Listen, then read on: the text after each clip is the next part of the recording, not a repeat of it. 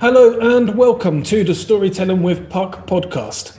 We will, as always, start with a story. 1990, London. Joining the crowd at Whitehall, something felt different. The mood had changed. The drums, whistles, and good-natured banter of earlier, all gone. Ahead of me, a heavy police presence moved in. The crowd scatters, and a banner unfolds. It reads, "Community, charge!" So they do, as do the police. For a photography student with a few shots left, this is gold. Hold this. A man behind me climbs some scaffolding. Quick, give it me. Little idea of what's going on, I hand it back. Second later, what I was holding is launched towards a line of police. From the press comes another voice. Thinking of my feet. Yeah. What for College Express? Cool, get this. Together with three others, he rams a bench into a police horse. Did you get it? Want us to do it again? No, I don't. And no, I don't. Amongst the chaos, it was surprisingly easy to get close to the action, but lowering my camera and taking it all in, this wasn't for me. This was no longer about the poll tax. It was about mindless destruction. And for some, grabbing 15 minutes of fame in the media. It was bullshit. "You photographers are fueling this violence," shouts a policeman. There was much more to it than that, but in part, he actually had a point. Thank you, Clive. Before we start, a little note to anyone listening for the first time, or anybody who has forgotten. My name is Stefano, I run Puck Creations, and I am the regular host of this podcast. If the title, Storytelling with Puck, hasn't given it away, this podcast is all about stories. We'll share stories, chat about stories, and see how stories fit in with the business world too. Of course, we couldn't do that without our wonderful guests, so let's start by properly introducing Clive Bartlett. Clive, communicate with us. Who are you? Who am I? I am Clive. Firstly, thank you very much for the invitation, Stefano. It was quite unexpected. But for me, who am I? I am 50 years on this planet as of November last year. I am celebrating. Thank you very much. I am celebrating during lockdown. So whenever this lockdown gets lifted, I am going to have one hell of a party. Career-wise, I work in marketing for a company which measures personality, Facets, a little plug. And basically, I'm a happy-go-lucky Jack in the box. You just bouncing my way through life, really. I like the sound of happy-go-lucky Jack in the box. Let's dive a little bit back into that story that you just read for us. It's a great story. I've actually had the privilege of being able to read it myself once before for a slightly different event. But you wrote it, and I imagine you wrote it because it is actually something that you experienced. What were you feeling at the time? How did your emotions change? So, it was a full day event for me. I went up to London with my best mate at the time. We were at college together at Watford, both in photography. He was a far better photographer than I was. I think he's gone into photography. I've gone on various different routes in my career. We were there to get these kind of action shots. This is what we expected would happen. But the whole day was kind of just this big carnival, this real big party atmosphere. Okay. And, we followed the parades all the way through London streets. And I think it was up right at the top of Whitehall. We went into McDonald's and we thought, we're just not going to get the shots that we want. And he came out and we both sort of stood there. He said, I've just had enough. It's been a long day. It's been great. We enjoyed hanging out. And I said, well, I've got one more roll of film left. I'm just going to head back down there, see what I can get. And it was literally just coming out of McDonald's, walking down Whitehall, and you can just feel the tension. The difference in atmosphere was incredible. And it was so easy to actually get right into the middle of it. You know, you did, and in amongst all these thousands of people, the crowd just spread. So I literally just walked through into the middle of it. Wow. You know, thinking now, what the hell was I doing? You know, there's police horses going backwards and forwards. You know, there's police everywhere in riot gear. There's people throwing things. You know, it was just, for me, looking at it now, it was mindless violence. For me then, it was the most amazing experience I think I've ever been involved in, purely because of the adrenaline. But it wasn't until I actually took that step back and I saw what the guy had asked me to do, you know, like hold the, I think it was a scaffolding clip. He passed Really? He was climbing up scaffolding. He didn't know that the building right next to him was on fire. But I mean, he was scaling scaffolding and hold this. Oh, okay, yeah. And I gave it back. And I watched it, you know, fly into this crowd of people. I think, oh my God, you know, I've just been party to that. I've just been a part of that. And it was surprisingly easy to take a step back because everything was going on around you. Everyone was having their own almost personal little battle. It was bonkers. But yeah, once I took a step back, I didn't want any part of it. And it was as easy to get out as it was to get in. That's good. In some ways, I feel like your story is a bit of a metaphor for life. It's often the case, I believe, on a wider scale that you can follow, I guess, the old classic idea of the rabbit hole. You see something and it looks shiny, it looks exciting, you want to be part of it, and you think this is just going to make my day, my week. Imagine, in your case, imagine the photos that I could get as part of this. This is a life experience. I'm seeing everything that's going on. And then going back to the idea of the rabbit hole, and, you know, this is partly for business too. And you think, well, this is definitely the way forward, until you start to see the cracks. And as you say, you take a step back and you start to see, oh, hang on a minute, there's something going on here that I don't appreciate.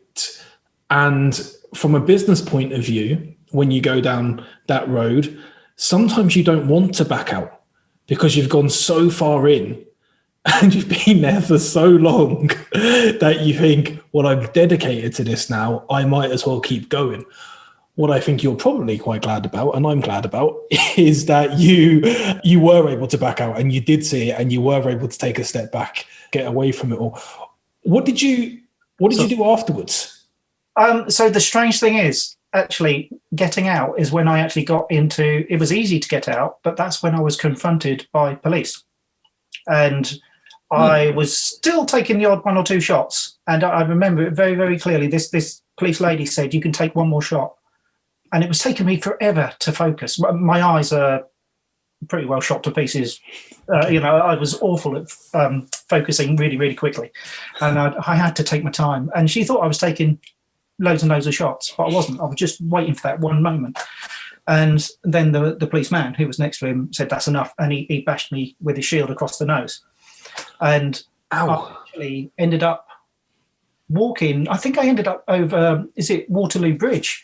Mm-hmm. Or going under Waterloo Bridge where all the homeless people were at the time. And that was another amazing experience. I mean, with this story, or with all the stories that I was doing for your storytelling week, I tried to fit a story within the confinements of the words that LinkedIn allow you. That was my challenge for myself. But there's so much more within this story in London. This moment, this time. Which I can actually go into, you know, coming face to face with people in cardboard boxes that I've never witnessed before in my life. The sheer amount of people that were there.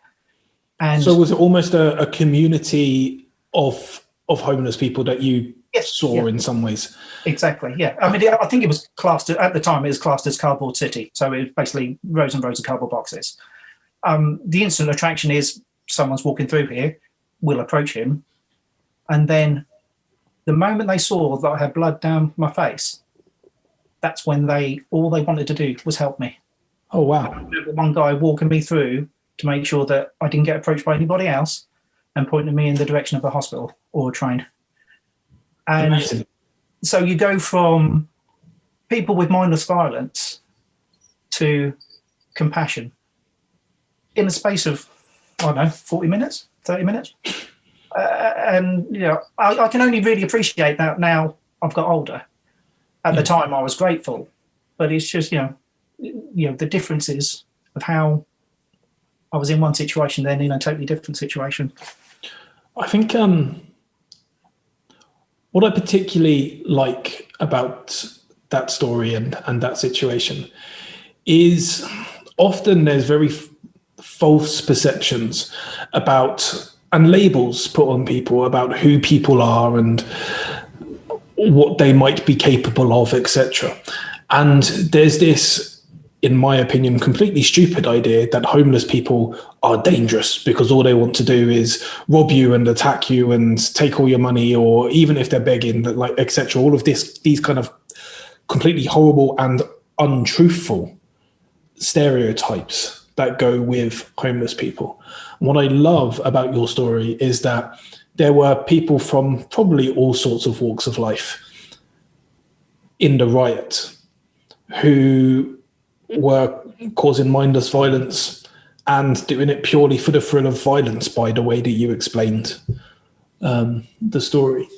And then you go to a place where these homeless people are, and they completely prove to you that people can be homeless for a billion different reasons, and people are all individuals, and actually all those people wanted to do was care for you and look after you and make sure that you were okay.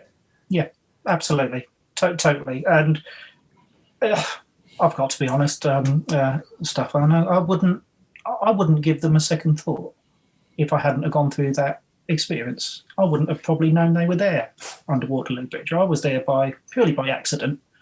And, you know, this just one guy said, you know, just to make sure you get through okay, I'll see you through. Yeah. And I mean, what can I do at the end of that? Apart from put my hand in the pocket. And that was almost taken as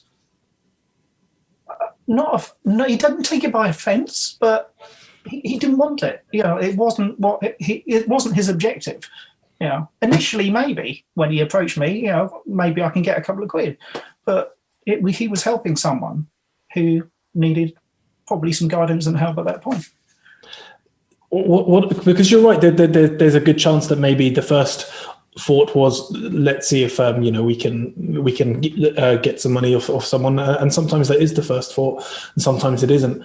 But what I think really resonates there with what you just said, and you're not the only one to not give a second thought about other people, and to not you are definitely not alone. We all do it, and we all bypass people who are in need.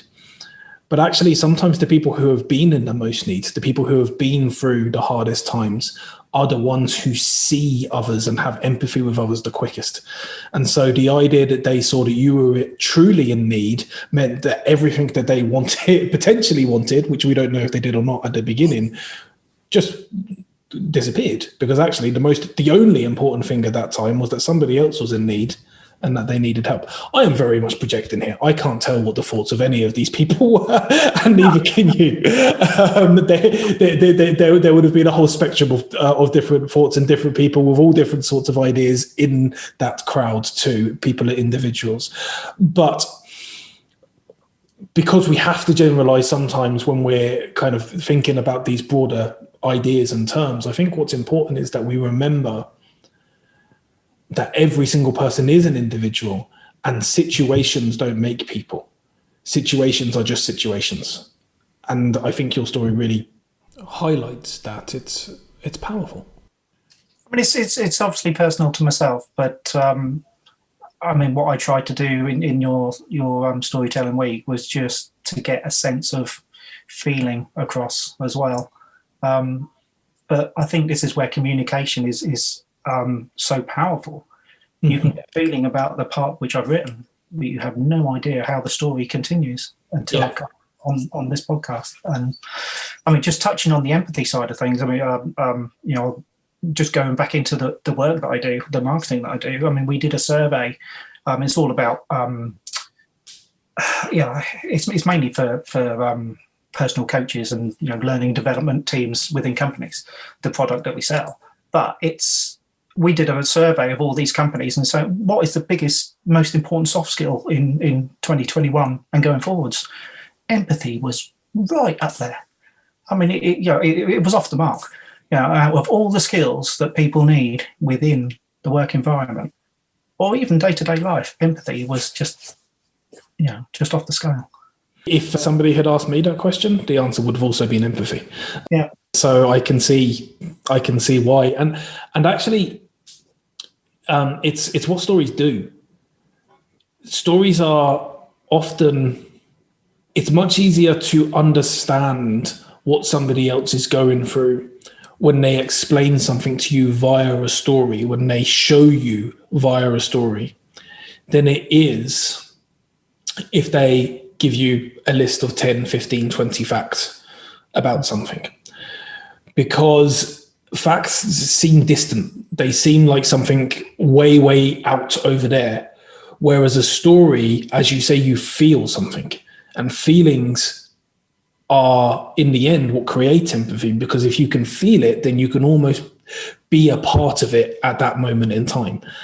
And that's why I loved your story initially, and developing it today has been amazing. But even without what you told me today, I felt caught up in your environment whilst you were there. I felt like I was in your shoes because you had explained it so well, and the conversation that you had, and it was almost like writing a script at some points more than a story, and the different elements of having to work out who's saying what at what time and where's everyone positioned, but that I could feel. I didn't need to think about it. I could feel it with the way that you wrote it. Permission to say food, because that is exactly, it comes straight from my head, and I build it up as a script.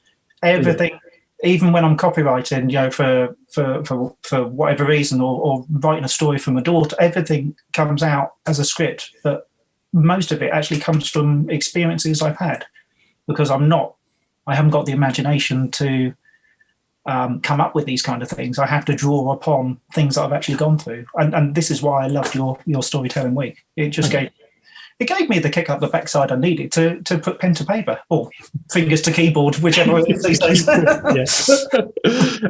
Well, I for one am very grateful that you put pen to paper or fingers to keyboard, or both, depending on how you approached it. So you mentioned that part of what you do is copywriting, and you've also mentioned the marketing side in general. You've also mentioned, I think at some point, or maybe I read this, about illustration. And I think somewhere along the lines there is videography, and there's also photography. So there are quite a few strings to your bow, shall we say. So tell us a little bit more about that. I introduced you earlier by saying communicate who you are, and there was a very specific reason behind that. So why didn't you tell us a bit more? So I think for me, I mean, I started off my career in photography.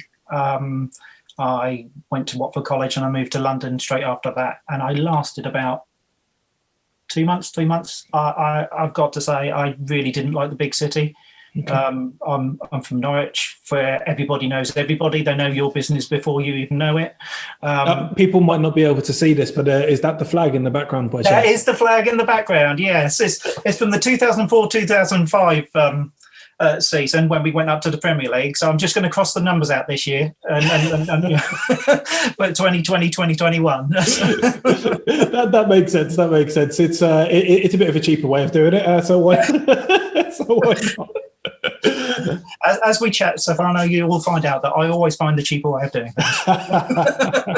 No, so yeah, I started off in photography. I didn't like London for many reasons. I think the main reason is I felt lonely. It was a big city. I was a small country boy. So I went back home, carried on with photography.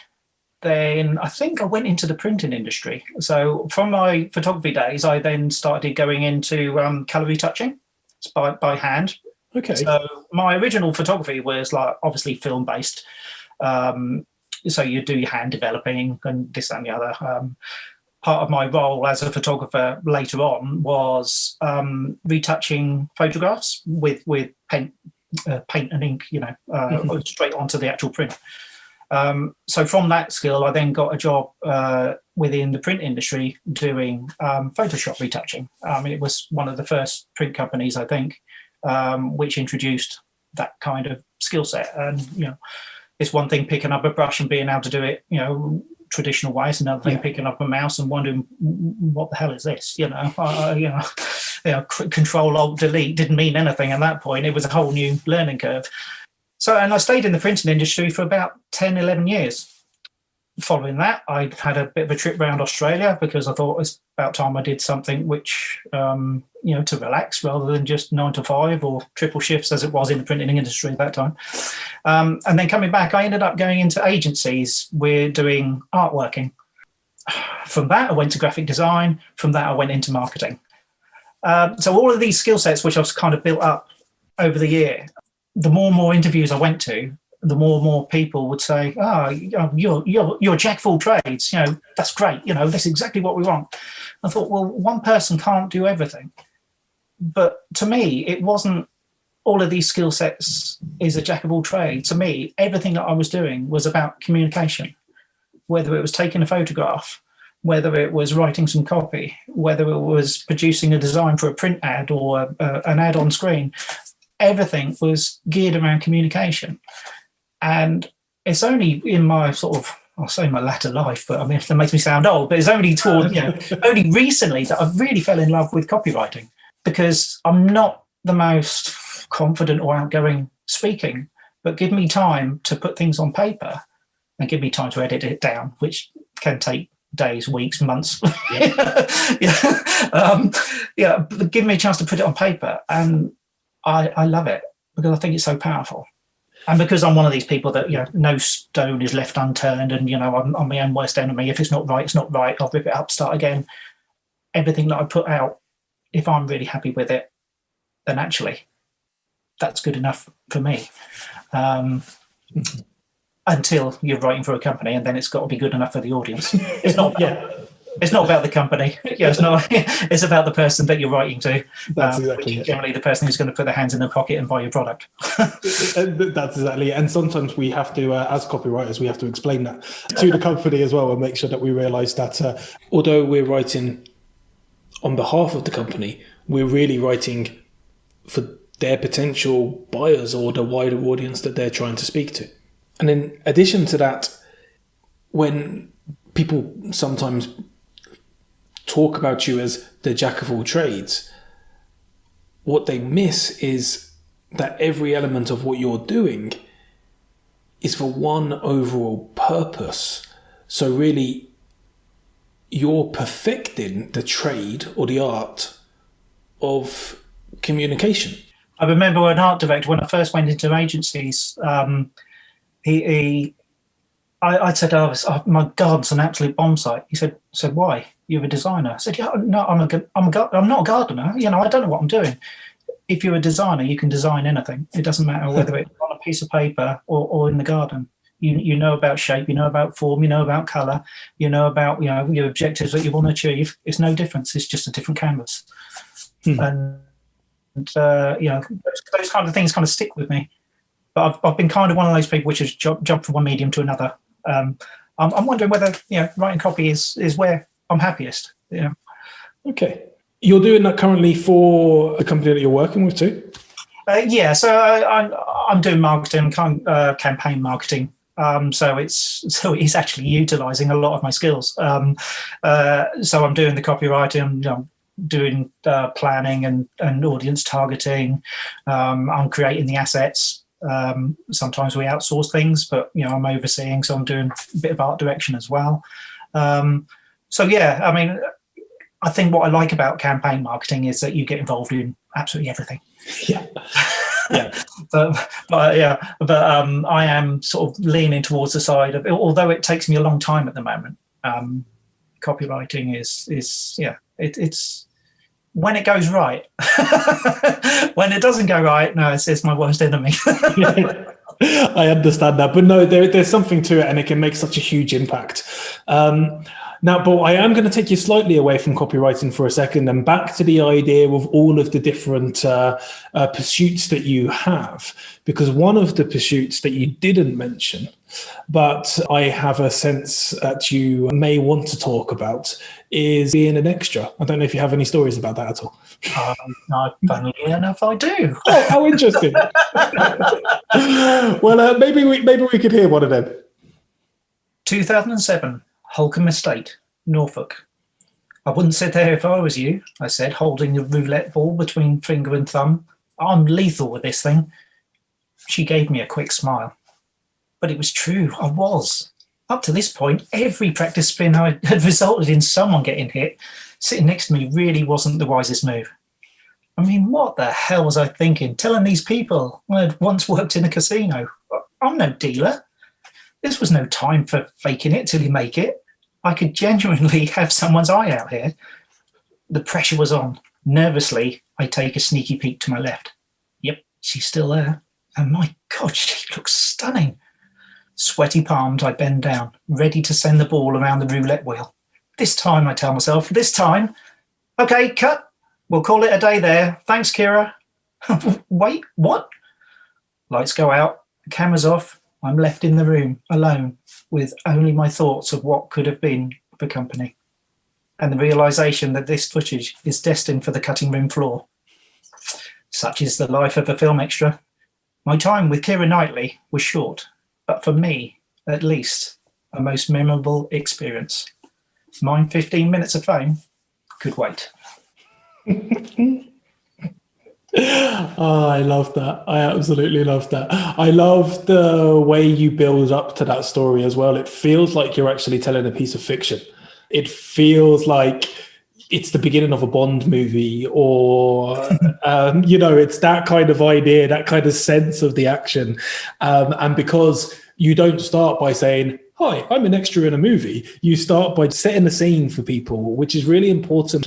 And then when you get to the end, you get to a place where, and this is something else that's interesting about stories, where most of us won't have been in your position. Most of us will not have been an extra trying to get their 15 minutes of fame whilst standing next to Keira Knightley. Maybe we would all want to have been in that position, but we haven't been. But where we have been is the experience of feeling really nervous, feeling really scared, wondering what's going to happen next, and then eventually realizing that it kind of didn't matter anyway. It kind of got, as you say, it got thrown off onto the cutting room floor. I think we've all been through that at some point. So it still connects. I loved it. I really like that story. I've been cut off by many women in my time, mate. So, yeah. That's a story for another day, maybe. yeah, exactly. But I can just add to this story, though, because I did actually make it into a film, although I think it went straight to DVD. And I was an umpire in My Talks with Dean Spanley, which... what I'm going to say right now is a complete lie. That's the best film I've ever seen. Mainly because I've never seen it. Or to be honest, heard of it. But I'm sure it was brilliant. I think it was on TV over one Christmas about 4 years ago, maybe. Okay. But I imagine at the same time you were very happy to have got your part and to have... I got to meet Peter O'Toole. I had a chat with Peter O'Toole. I was like... Okay, no, some people might not give a monkeys about it, but for me, that's, I very much doubt he's on a podcast now saying I've met Clive Bartlett and had a chat with him. But who Actually, knows? I think I heard one the other day where he was talking about you. Yeah, it was. I'd much prefer if Keira Knightley was having that conversation. Yeah, I think he was saying he's really good at communicating. Yeah, he's one to watch in the future. Yeah, exactly. But no, I mean, at the same time, whether or not I've heard of the film or whether or not, there will be some people who definitely have. It's not about that. It's about the fact that you did something that you really wanted to do and you achieved something, and that's really special. That's really important. And so well done, genuinely well done. That's, yeah. But do you know what? I think that is, for me, I've done all sorts of silly things. And actually I remember someone saying at the time at work, why do you want to do that? Because I want to do that. Yeah. And that's the difference. I mean, there's been times where I haven't actually done the things that I want to do because I've sort of, I've given in to other people's, wanting to do something else. So when you think, I've kind of missed out there. And, these are things that I just want to do. I wanted to go and stand in the middle of a riot. Yeah. A bit ridiculous, but I wanted to do it at that point. I wanted to go and try and get on a film. I've done it, and it's things like that which I'm a daddy. I'm trying to teach my daughter as well. If there's things that your friends want to do, but you want to do something else, it's okay to go and do something else. Yeah. Make sure you're looking after yourself and doing the things you want to do. I agree with that. It can be a bit of a cliche when it's just said outright. But the old saying of don't regret the things that you didn't do in life, only ever regret the things that you did do. I think what you're showing a good example of that, really. Not that you have anything to regret, but once again, that's another story. Fair enough. But no, my point is, again, it can be a cliche saying it's a bit like you only live once. It actually could mean quite a lot. But at the same time, it gets overused, it becomes a cliche, and people just decide to put a sticker on their car or put it on Instagram or whatever it is. But there is truth behind it, and there's truth behind the idea that sometimes if there is an opportunity, the best option is to go for it if you really want it. And I think you're showing a good example, actually, by saying, you know what, I just did it. I just went for it, and I really wanted to be an extra. I was an extra. I got to meet someone that I admire. It's great. So yeah, it's really quite special. So tell me more about Facet 5 then. You mentioned them earlier, and you mentioned that it's about working with coaches and thinking about personality. What does any of that mean? Oh, crikey. Yeah, good question. So in short, Facet 5 is personal assessment. We measure personality via an online questionnaire. And from the data, we provide personal development reports that coaches and large corporates use within development programs. That's pretty much Facet 5 in a nutshell. And actually, thinking about it, going back to your point earlier, we don't like labels either. We're trait-based tools, so we don't say you're just this or you're just that. But as an individual, and at any given time, you can actually be a bit of this and a bit of that, and actually that's okay. So yeah, we're of course not the only company doing this. There's many personal assessment tools out there in the market, but we are a little bit different in that our products are based on a modern day variant of the Big Five model of personality. Our USP, I guess you'd call it, is that we take 4 of the 5 building blocks that go to make up someone's personality. Those building blocks being will, energy, affection, control. And we view them through the 5th building block, which is emotionality. So we view those 4 building blocks of someone's personality through the lens of emotionality, which for many is a real game changer. Look, we've been going 30 years. I'm actually quite recent joiner, having started last year. If I go much further, I'm really going to dig myself a big hole. Do I believe in it? Absolutely. Do I fully understand the science behind it? Absolutely not. Not yet.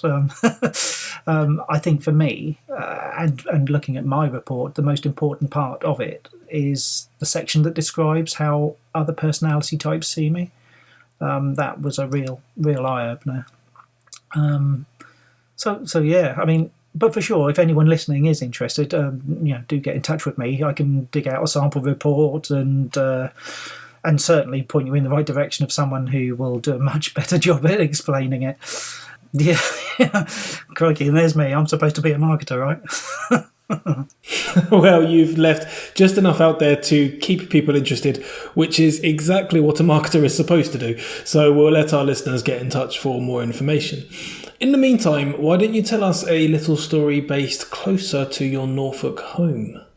Yeah, so I think what I'll do is I'll go right back to the career which I wanted to have, and everyone actually thought I would have, which is being a footballer. Oh, okay. But I will go back to one of my maybe not so Best games. All right, go for it. I'm listening. 1985, the Grocers' Cup, Norfolk versus Suffolk. It was county football. I was playing centre midfield for Norfolk, a position I loved.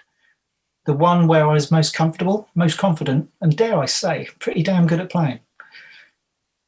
But no matter how good you are, there will always be someone better, right? And that someone played for Suffolk. The guy was amazing. He was a real playmaker. His approach was simple: get the ball, turn and run. Yet there was no way of stopping him. Unless, of course, chopping him down at the knees counts. And each time we met, he just ran rings around me. My parents used to take me everywhere to football. My father and my mother would stand on the sideline, all weathers. And before stepping on the pitch, I asked my dad, what do I do? He said, simple. Hit him, and hit him hard as soon as he turns. So I did. Square in the face as hard as I could at the very first opportunity. No, son, with a tackle! Instant red card.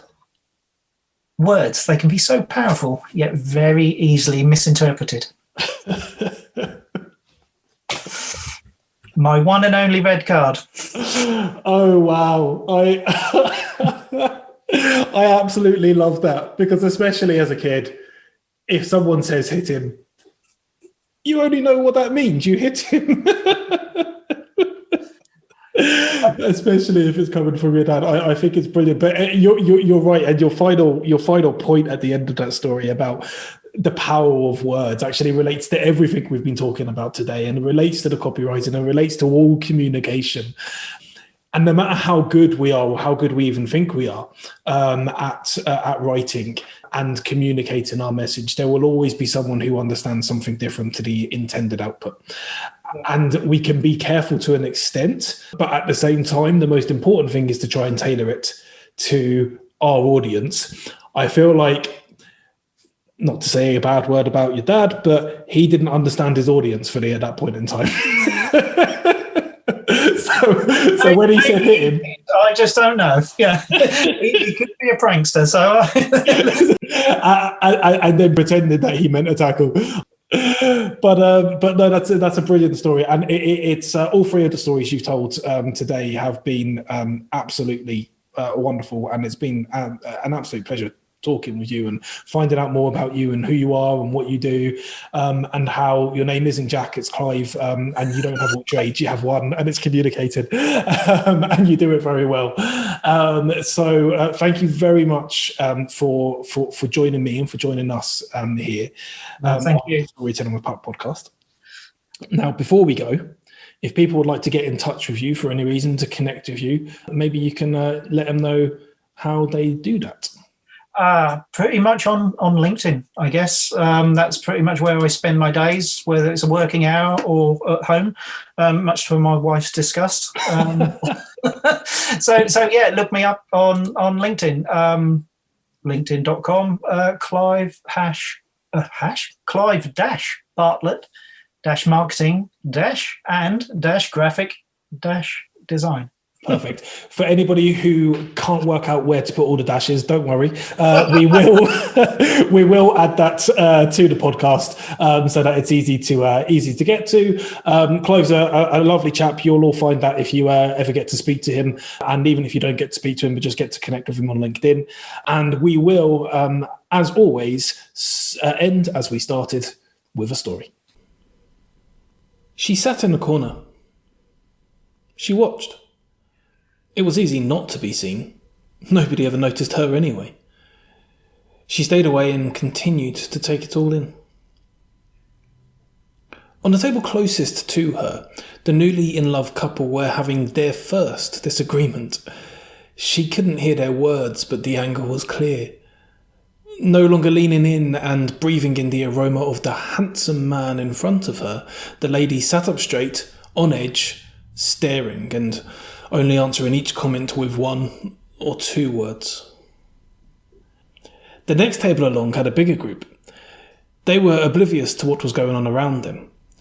The leader of the pack was starting another chant. It was like they were at a football match, but he was the lead cheerleader and the star of the show all at the same time.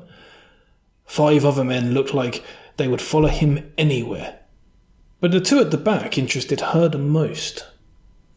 They cheered and chanted, but one looked jealous and the other embarrassed. Still, they needed to feel part of something, and this was all they had. The lady on the next table along hadn't stopped talking all night. Her partner was sat staring through her rather than at her. Their hands connected, but their eyes did not. He was dreaming of another world, one in which she did not exist, one in which he could stop pretending. On every table, someone was pretending.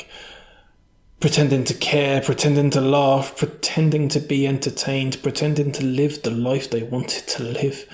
She wanted to scream at them, to tell them all to stop pretending and to be real.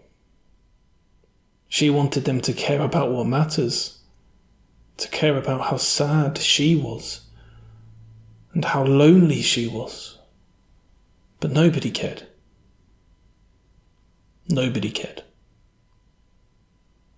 Knowing that no one would notice, she took the table knife and cut right through the arteries on her wrist. Yet people did notice. The couple closest ran towards her first and screamed for somebody to call an ambulance.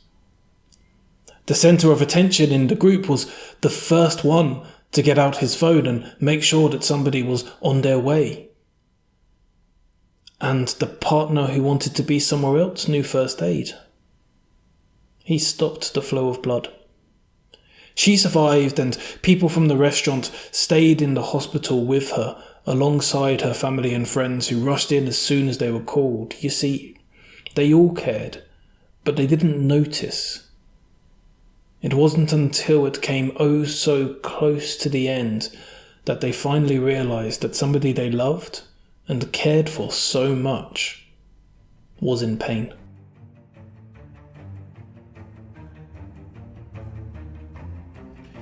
You've just been listening to the Storytelling with Puck podcast. We'll be back very soon, so make sure you subscribe and catch up on any of the episodes you've missed.